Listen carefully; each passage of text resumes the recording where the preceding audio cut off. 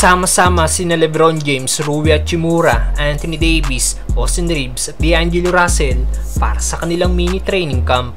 Pero bago yan, Dwight Howard pinatamaan sa post ang GSW matapos siyang hindi kunin ang nasabing team. Muli nga pong nabuhay ang pag-asa ni Howard na muling makbalik sa NBA matapos sa pag-workout din siya ng Warriors noong nakaraan. Pero kahapon lang ibinunyag nga po ng NBA insider na si Shams Charania na walang plano ang GSW na kunin ng 3x Depoy. At after malaman nito ni Howard, napapos nga po ito sa kanyang Twitter na may caption na, "Only as a warrior can withstand the path of knowledge. A warrior cannot complain or regret anything. His life is an endless challenge, and challenges cannot possibly be good or bad. Challenges are simply challenges. Go, be great." Mukhang sa post na ito ni Howard, tinanggap niya na hindi siya magiging player ng GSW at mananatili pa rin siyang free agent ngayon. May mga fans na nag-react sa ginawang post ni Howard at sinabing, "Love you brother, but your wash."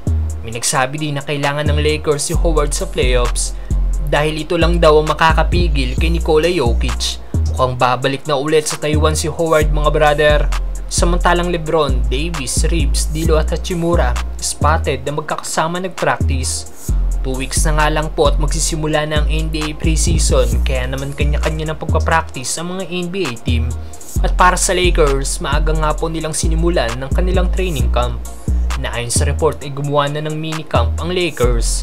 Spotted nga pong lumabas sa isang building sina LeBron kasama si Rui Hachimura, Anthony Davis, D'Angelo Russell at Austin Reeves. Kasama rin ng team si Coach Darvin Ham.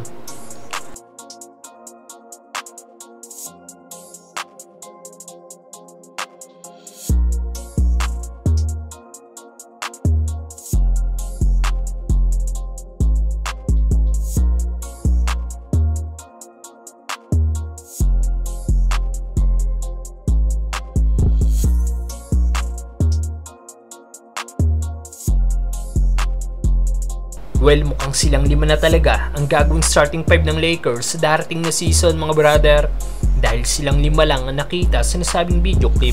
Matatandaan din natin na sinimulan na din ang mga role player ng Lakers na gumawa ng chemistry.